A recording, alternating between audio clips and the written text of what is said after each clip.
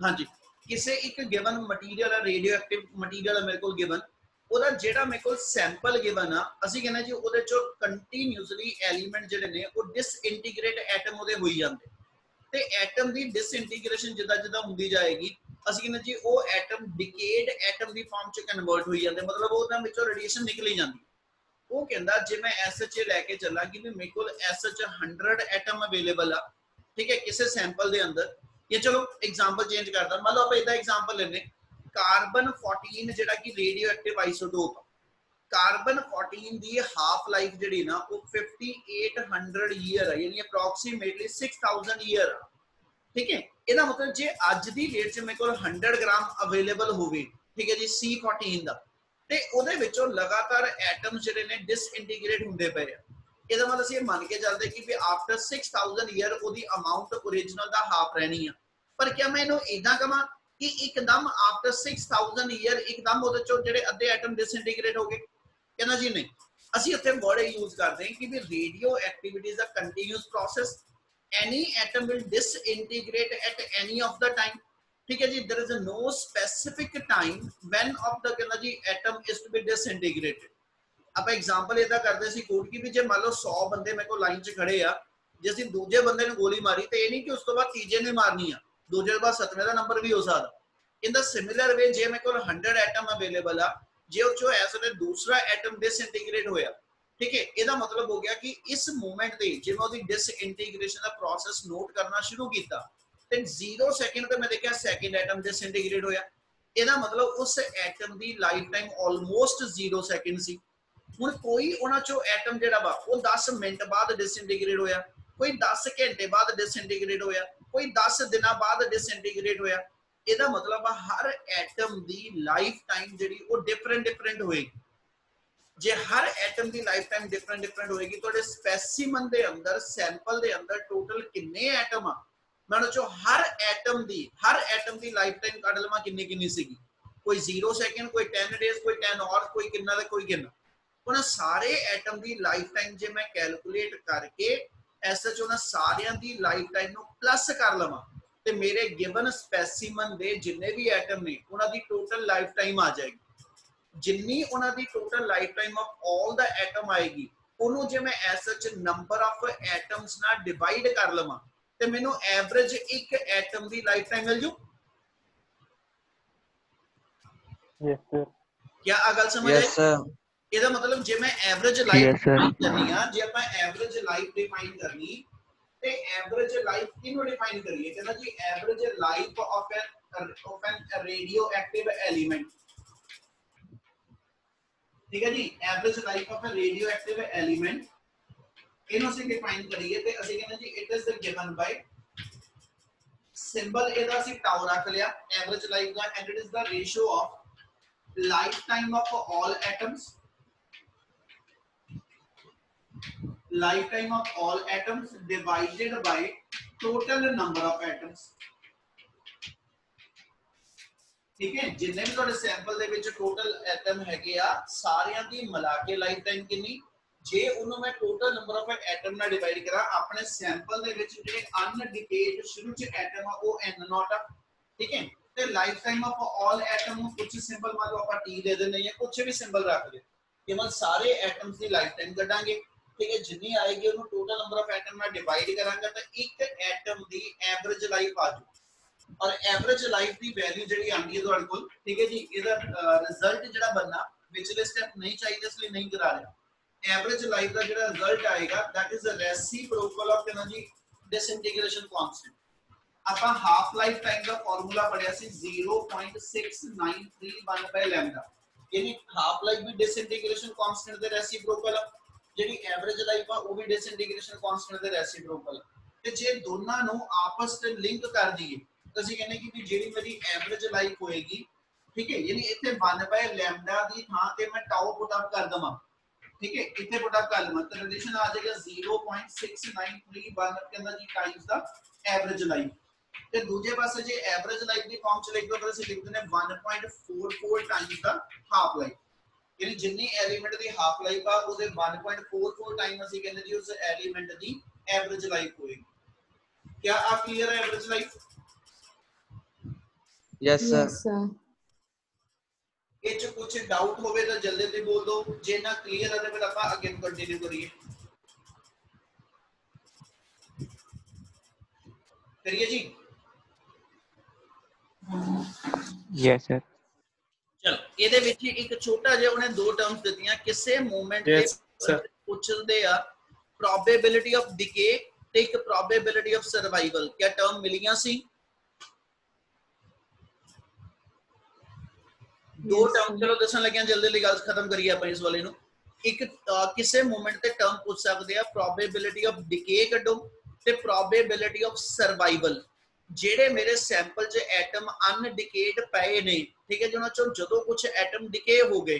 ਹਨਾ, ਤੇ ਐਸ ਚ ਕਹਿੰਦਾ ਜੀ ਟੋਟਲ ਦੇ ਵਿੱਚੋਂ ਡਿਕੇ ਐਟਮ ਮੇਰੇ ਕੋਲ ਜਿਹੜੇ ਨੇ ਉਹਦੀ ਪ੍ਰੋਬੇਬਿਲਿਟੀ ਕੀ ਆ, ਤੇ ਜਿਹੜੇ ਬਚੇ ਹੋਏ ਐਟਮ ਨੇ ਸਰਵਾਈਵਲ ਜਿਨ੍ਹਾਂ ਦੀ ਹੈਗੀ ਆ, ਜਿਹੜੇ ਸਰਵਾਈਵ ਹਜੇ ਕਰਦੇ ਪਏ ਆ, ਜਿਨ੍ਹਾਂ ਨੇ ਡਿਕੇ ਹਜੇ ਹੋਣਾ ਵਾ, ਜੇ ਉਹਦੀ ਅਮਾਉਂਟ ਕੱਢਣੀ ਹੋਵੇ ਤਾਂ ਕਹਿੰਦਾ ਜੀ ਮੇਰੇ ਕੋਲ ਕੀ ਆ। ਉਹਨੂੰ ਬਤੋਣੇ ਐਸ ਚ ਡਿਫਾਈਨ ਕਿਸ ਬੇਸ ਤੇ ਕੀਤਾ, ਆਪਾਂ ਆ ਰਿਲੇਸ਼ਨ ਕੀਤਾ ਸੀਗਾ, we know that dn/dt equal to minus lambda, ठीक है। ਆਪਾਂ ਇਹਦੀ ਟਰਮ ਬਣਾਈ ਸੀਗੀ, ਜੇ ਆ ਵਾਲੀ ਯਾਦ ਹੋਵੇ, ਆਪਾਂ ਕਿਹਾ ਸੀ ਕਿ ਨੰਬਰ ਆਫ ਅਨਡਿਕੇਡ ਐਟਮ, ठीक है, नंबर ऑफ यानी रेट ऑफ डिसइंटीग्रेशन, ਇਹਨਾਂ ਵਰਡ ਨਾਲ ਦੱਸਿਆ ਸੀ ਉਹਨੇ ਬੋਲਿਆ, रेट ऑफ डिसइंटीग्रेशन यानी number of undecayed atom per second, ठीक है, that is directly proportional to number of atom available in the sample at that instant. और प्रोपोर्शनैलिटी हटा के इक्वल टू लगा के कांस्टेंट लैम्डा सी, और इधर में को डाल टर्म माइनस सी, इनको रीअरेंज कर दवा ते अपनी टर्म बनी सी minus dn/n equal to lambda into dt। वो कहंदा जी आ मेरे को जेड़ा रिलेशन आ गया, how many number of atom decay, ठीक है, पर यूनिट कहंदा जी अनडिकेड अमाउंट जेड़ी आ, ये प्रोबेबिलिटी ऑफ डिके दसेगी in a very short interval of time. यानी जे 20 सेकंड दे अंदर एटम दे मैं सच डिके करन दी प्रोबेबिलिटी मेजर करनी होवे कि एटम किन्ने के डिके होने आ, ते dn एटम ਅਸੀਂ ਕਿੰਨੇ डिके करोगे dt सेकंड दे अंदर। सो so, एक प्रोबेबिलिटी ऑफ डिके आएगी for short interval of time. क्या इतनी गल क्लियर? Yes sir. यानी जे नो अपन नाम देंगे ते अपन इनको तो क्या कहने पे, this is called the probability of decay, ठीक है, in a small time dt, ठीक है। ਤੇ ਜੇ ਇਹ ਮੇਰੀ probability of decay in small time dt ਆ, ਇਸ ਤੋਂ ਬਾਅਦ ਅਸੀਂ ਕਿਹਾ ਸੀਗਾ ਕਿ ਵੀ ਇਹਨੂੰ ਐਸ ਐਚ ਟਰਮ ਨੂੰ ਇੰਟੀਗ੍ਰੇਟ ਕੀਤਾ ਸੀ ਓਵਰ ਦਾ ਗਿਵਨ ਟਾਈਮ ਇੰਟਰਵਲ। ਟਾਈਮ ਦੀ ਵੈਲਿਊ ਸੀ ਕਿ ਸੀ 0 ਤੋਂ ਲੈ ਕੇ, ਮੰਨ ਲਓ ਜੀ ਅਸੀਂ ਐਸ ਐਚ ਟਾਈਮ ਲੈ ਕੇ ਚੱਲੀਏ ਅਸੀਂ ਇਨਫਾਈਨਾਈਟ ਤੱਕ ਗਏ ਸੀ, ਮਤਲਬ over the large interval of time, over the large interval of time. ਆਪਾਂ ਇਹਦਾ ਇੱਕ ਰਿਲੇਸ਼ਨ ਲਿਖਿਆ ਸੀ, ਕੋਈ ਬੋਲੇਗਾ ਕੀ ਆਇਆ ਸੀ ਫਾਈਨਲ ਫਾਰਮੂਲਾ ਇਸ ਦੀ ਇੰਟੀਗ੍ਰੇਸ਼ਨ ਸੋਲਵ ਕਰਕੇ?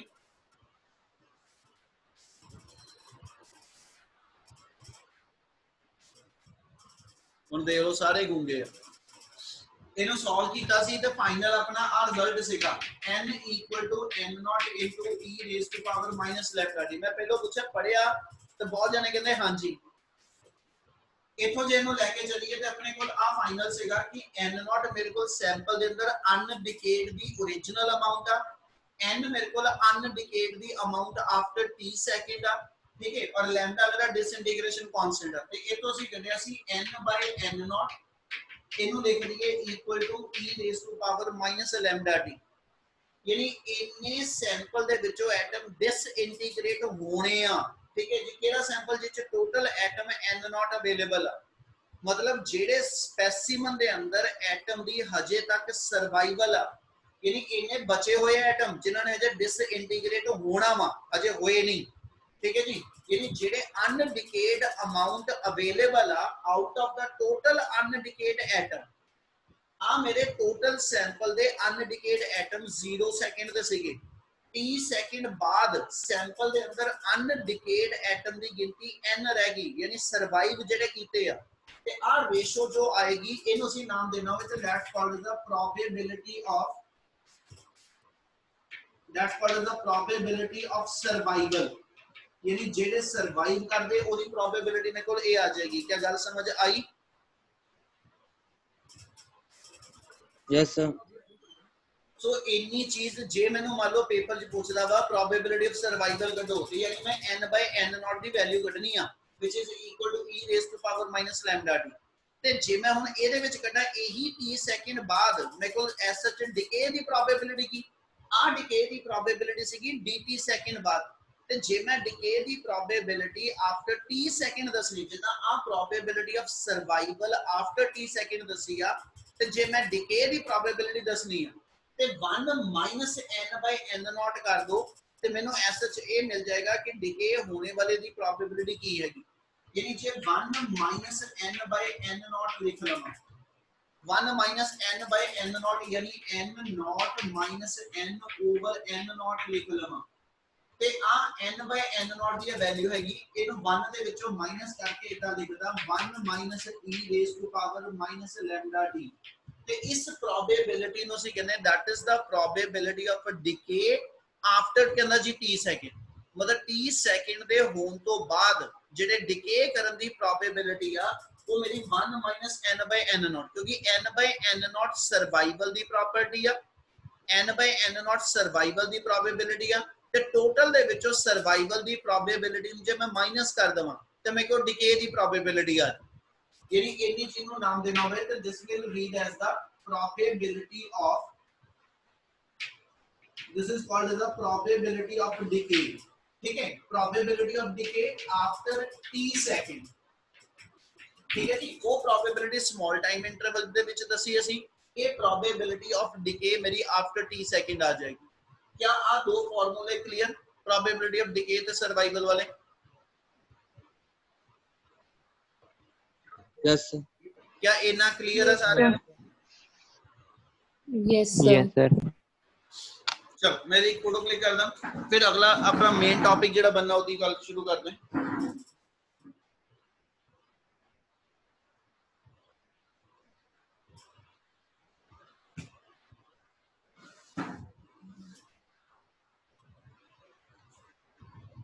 डिके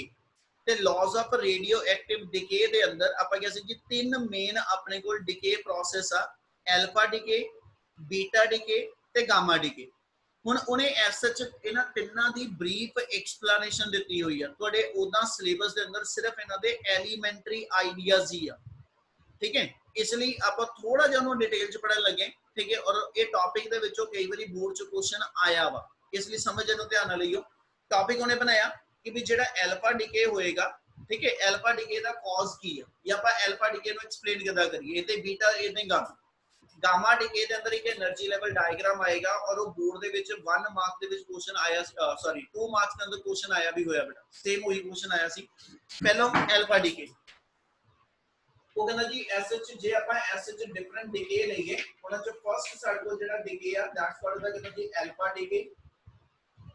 अल्फा डिके वर्ड ਦਾ ਮਤਲਬ ਇਹ ਹੋਏਗਾ ਕਿ ਜਦੋਂ ਕਿਸੇ ਰੇਡੀਓ ਐਕਟਿਵ ਨਿਊਕਲੀਅਸ ਦੇ ਵਿੱਚੋਂ ਅਲਫਾ ਰੇਡੀਏਸ਼ਨਸ ਦੀ ਐਮਿਸ਼ਨ ਹੋਏਗੀ ਅਸੀਂ ਇਸ ਪ੍ਰੋਸੈਸ ਨੂੰ ਨਾਮ ਦਿੰਦੇ ਦੈਟਸ ਕਾਲਡ ਦਾ ਕਹਿੰਦਾ ਜੀ ਅਲਫਾ डिके ਇਹਨੀ ਗੱਲ ਸਮਝ ਲੱਗੀ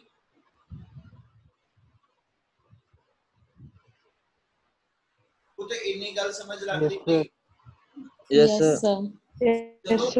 एलिमेंट ने किसी भी रेडियो एक्टिव एलिमेंट ने जदों अल्फा रेडिएशंस एमिट करनियां अल्फा पार्टिकल दी एमिशन करदा ਅਸੀਂ ਕਹਿੰਦੇ ਜੀ ਉਸ ਨਿਊਕਲੀਅਸ ਦਾ ਅਲਫਾ ਡਿਕੇ ਹੋ ਰਿਹਾ ਉਹ ਕਹਿੰਦਾ ਜੇ ਨਿਊਕਲੀਅਸ ਦਾ ਅਲਫਾ ਡਿਕੇ ਐਕਸਪਲੇਨ ਕਰਨਾ है ना ਆਪਾਂ ਡਿਫਾਈਨ ਕਰਾਂਗੇ ਕਿ ਵੀ ਕੋਈ ਇੱਕ ਰੇਡੀਓ ਐਕਟਿਵ ਐਟਮ ਹੈਗਾ ਠੀਕ ਹੈ ਜੀ ਜਿਹਦੀ ਰਿਪਰੈਜ਼ੈਂਟੇਸ਼ਨ zx ਨਾਲ ਦਿੰਦੇ ਪਏ and if it will undergoing alpha decay during alpha decay we said its atomic number reduced by 2 and its mass number reduced by 4 and the daughter nucleus which is formed ठीक है its atomic number कहता जी lesser by 2 ठीक है and mass number lesser by 4 than the original ਅਸੀਂ ਆ define ਕਰਦੇ ਹਾਂ ਕਿ ਵੀ ਆ ਮੇਰਾ ਪੇਰੈਂਟ ਨਿਊਕਲੀਅਸ ਆ ਇਸ ਪੇਰੈਂਟ ਨਿਊਕਲੀਅਸ ਦੇ ਵਿੱਚੋਂ ਜਦੋਂ ਆ ਐਮਿਟਡ ਪਾਰਟੀਕਲ ਨਿਕਲ ਗਿਆ ਅਲਫਾ ਰੇਡੀਏਸ਼ਨ ਦੀ ਫਾਰਮ ਚ ਜਿਹੜਾ ਡਾਟਰ ਨਿਊਕਲੀਅਸ ਹੋਏਗਾ ਠੀਕ ਹੈ ਜੀ ਆ ਮੇਰੇ ਕੋਲ ਐਸਾ ਜਦੋਂ ਐਟੋਮਿਕ ਨੰਬਰ ਤੇ ਮਾਸ ਨੰਬਰ ਇਸ ਕੰਡੀਸ਼ਨ ਦੇ ਅਕੋਰਡਿੰਗਲੀ ਚੇਂਜ ਹੋਣਾ ਪਲੱਸ ਇਸ ਰਿਐਕਸ਼ਨ ਦੇ ਅੰਦਰ ਅਸੀਂ ਡਿਫਾਈਨ ਕਰਦੇ ਕਿ Q ਵੈਲਿਊ ਆਫ એનર્ਜੀ ਆਉਂਦੀ ਆ Q ਵੈਲਿਊ ਆਫ એનર્ਜੀ ਦਾ ਮਤਲਬ ਹੋਏਗਾ ਡਿਊਰਿੰਗ ਰਿਐਕਸ਼ਨ ਜਿੰਨੀ ਵੀ ਟੋਟਲ એનર્ਜੀ ਦੀ ਇਨਵੋਲਵਮੈਂਟ ਆ ਨਾਰਮਲੀ ਅਸੀਂ ਜਿਹੜੇ ਪ੍ਰੋਸੈਸ ਕਰਾਂਗੇ ਇਹ ਐਸਐਚ ਮੇਰੇ ਕੋ ਰਿਐਕਸ਼ਨ ਦੇ ਅੰਦਰ એનર્ਜੀ ਰਿਲੀਜ਼ ਹੋਣੀ ਆ यानी Q value always taken to be कहना जी पॉजिटिव इन नेचर। और Q वैल्यू पे एनर्जी जो मेरे को रिलीज होती है दा बेसिक कॉज की है वो कहना जी एज सच ਜਦੋਂ ਵੀ ਇਹ એનર્ਜੀ ਰਿਲੀਜ਼ ਹੁੰਦੀ ਅਸੀਂ ਕਹਿੰਦੇ some mass defect should be develop in the nucleus. Nucleus ਦੇ ਅੰਦਰ ਮਾਸ ਡਿਫੈਕਟ ਡਿਵੈਲਪ ਹੁੰਦਾ ਔਰ ਉਹ ਮਾਸ ਡਿਫੈਕਟ એનર્ਜੀ ਦੀ ਫਾਰਮ ਚ ਅਪੀਅਰ ਹੁੰਦਾ। ਤੇ ਜੇ ਅਸੀਂ ਮਾਸ ਡਿਫੈਕਟ ਡਿਫਾਈਨ ਕਰਨਾ ਹੋਵੇ, ਜੇ ਅਸੀਂ Q ਵੈਲਿਊ ਵਾਸਤੇ ਮਾਸ ਡਿਫੈਕਟ ਡਿਫਾਈਨ ਕਰਨਾ ਤਾਂ ਅਸੀਂ ਕਹਿੰਦੇ ਜੀ Q value energy equal to delta M into C square. ठीक है, ਜਿਹਨੂੰ ਅਸੀਂ ਬਾਈਂਡਿੰਗ એનર્ਜੀ ਜਿੱਦਾਂ ਡਿਫਾਈਨ ਕਰਦੇ ਹਾਂ ਸੇਮ ਉਸੇ ਪੈਟਰਨ ਤੇ ਡੈਲਟਾ M ਦੀ ਵੈਲਿਊ ਬਣਾਵਾ ਤਾਂ ਅਸੀਂ ਕਹਿੰਦੇ ਜੀ mass of the reactant is higher than that of the mass of the product. Reactant ਤੋਂ ਪ੍ਰੋਡਕਟ ਜਦੋਂ ਕਨਵਰਟ ਹੋਇਆ ਤੇ ਉਸ ਮੂਮੈਂਟ ਤੇ ਜੋ ਡਿਫਰੈਂਸ ਇਨ ਮਾਸ ਆ ਹਨਾ ਉਹਨੇ એનર્ਜੀ ਦੀ ਫਾਰਮ ਚ ਮੈਂ ਕੋਲ ਤੇ Q ਵੈਲਿਊ ਆਫ એનર્ਜੀ ਜਿਹੜੀ ਉਹ ਡਿਵੈਲਪ ਕੀਤੀ। मतलब ਇੱਥੇ ਇਦਾਂ ਲਿਖ ਦਾਂਗਾ mass of energy this original element आ ਜਿਹੜਾ ਮੇਰਾ पेरेंट एलिमेंट ਹੋਏਗਾ। ठीक है, ਇਹਦੇ ਵਿੱਚੋਂ ਜਿਹੜੇ ਮੇਰੇ ਐਸਐਚ ਆ ਕਹਿੰਦਾ ਜੀ ਡਾਟਰ ਨਿਊਕਲੀਅਸ ਦੇ ਇਮਿਟਡ ਪਾਰਟੀਕਲ ਇਹਨਾਂ ਦਾ ਲਿਖ ਦੋ ਮਾਸ ਆਫ ਰਿਐਕਟੈਂਟ, ਇਹਦਾ ਬਦਲੇ ਲੈ ਲਓ ਮਾਸ of reactant minus mass of product into C square. ਇਹ ਮੇਰੀ Q ਵੈਲਿਊ ਆਫ એનર્ਜੀ ਆ। ਤੇ ਜੇ ਇੱਥੇ ਵੈਲਿਊ ਲਿਖ ਦਈਏ ਤਾਂ ਆਪਾਂ ਕਹਿੰਦੇ ਜੀ ਮਾਸ ਆਫ ZXA ਮਾਈਨਸ ਇਹਦੇ ਵਿੱਚੋਂ ਮਾਸ of helium plus mass of कहना जी डॉटर न्यूक्लियस अब बना के जितनी वैल्यू बनेगी ठीक है इनटू C स्क्वायर कर दो ते इतनी साडी रिएक्शन दी Q वैल्यू एनर्जी आएगी। क्या आ गल पहले क्लियर? Yes sir. कितना समय लग रहा जी? Yes sir. चलो हुन समझो गल हुन जिन्नी भी पुੱਤ ਇੱਥੇ એનર્ਜੀ ਆਈ ਹੈ ਨਾ ਜਿਹਨੂੰ ਅਸੀਂ Q ਵੈਲਿਊ ਕਿਹਾ ਤੇ ਦੂਜੇ ਪਾਸੇ ਸੀ ਜੇ ਐਸ ਸੱਚ ਜਿਹੜਾ ਐਲਫਾ ਪਾਰਟੀਕਲ ਨਿਊਕਲੀਅਸ ਤੋਂ ਨਿਕਲ ਕੇ ਗਿਆ ਅਸੀਂ ਉਸ ਐਲਫਾ ਪਾਰਟੀਕਲ ਦੀ ਕਾਈਨੈਟਿਕ એનર્ਜੀ ਮੇਜਰ ਕਰੀ ਤੇ ਅਸੀਂ ਫਾਈਂਡ ਆਊਟ ਕਰਦੇ most of the energy of the ਕਹਿੰਦਾ ਜੀ reaction should always to be possessed by the ਕਹਿੰਦਾ ਜੀ ਐਲਫਾ ਪਾਰਟੀਕਲ। मतलब ਜੇ ਮੈਂ ਇਸ ਰਿਐਕਸ਼ਨ ਦੇ ਅੰਦਰ ਇਥੋਂ Q ਵੈਲਿਊ ਕੱਢਾ ਮੰਨ ਲਓ Q ਵੈਲਿਊ ਮੇਰੀ 10 ਮੈਗਾ ਇਲੈਕਟ੍ਰੋਨ ਵੋਲਟ ਨਿਕਲੀ ਆ तो कहता जी ਇਹਦੇ ਵਿੱਚੋਂ ਨਾ 10 ਦੇ 10 ਮੈਗਾ ਇਲੈਕਟ੍ਰੋਨ ਵੋਲਟ ਦੇ ਵਿੱਚੋਂ ਅਪਰੋਕਸੀਮੇਟਲੀ 9 ਮੈਗਾ ਇਲੈਕਟ੍ਰੋਨ ਵੋਲਟ ਜਾਂ 9.9 ਮੈਗਾ ਇਲੈਕਟ੍ਰੋਨ ਵੋਲਟ એનર્ਜੀ ਜਿਹੜੀ ਨਾ ਉਹ ਇਸ ਐਲਫਾ ਪਾਰਟੀਕਲ ਕੋ ਹੋਏਗੀ ਤੇ pending 0.1 mega electron volt energy ਜਿਹੜੀ ਨਾ that is to be possessed by the daughter nucleus। क्योंकि daughter nucleus almost ਅਸੀਂ ਮੰਨ ਕੇ ਚੱਲਦੇ ਉਹਨਾਂ ਕੀ ਹੀ ਹੈਵੀ ਆ ਜਿੰਨਾ ਮੇਰਾ ਪੇਰੈਂਟ ਨਿਊਕਲੀਅਸ ਆ और ओरिजिनली पेरेंट न्यूक्लियस जे मेरा आ रेस्ट दी स्टेट च है ना पेरेंट न्यूक्लियस रेस्ट दी स्टेट च अल्फा पार्टिकल दी एमिशन तो बाद जदों इस न्यूक्लियस चो अल्फा पार्टिकल निकलिया ते जेड़ा डॉटर न्यूक्लियस होएगा इट शुड कहना जी move in opposite direction to obey the principle of conservation of linear momentum. जो दसदा पिया ओदा मतलब लईए ते ਆਪਾਂ ਇਹ ਕਵਾਂਗੇ ਜਦੋਂ ਐਸ ਸੱਚ ਕੋਈ ਵੀ ਆਪਾਂ ਰਿਐਕਸ਼ਨ ਲਵਾਂਗੇ ਕੋਈ ਵੀ ਅਲਫਾ ਬੀਟਾ ਗਾਮਾ ਦਾ ਡਿਕੇ ਪ੍ਰੋਸੈਸ ਲਵਾਂਗੇ ਤੇ ਹਰ ਪ੍ਰੋਸੈਸ ਜਿਹੜਾ it must obey the 4 fundamental law of conservation.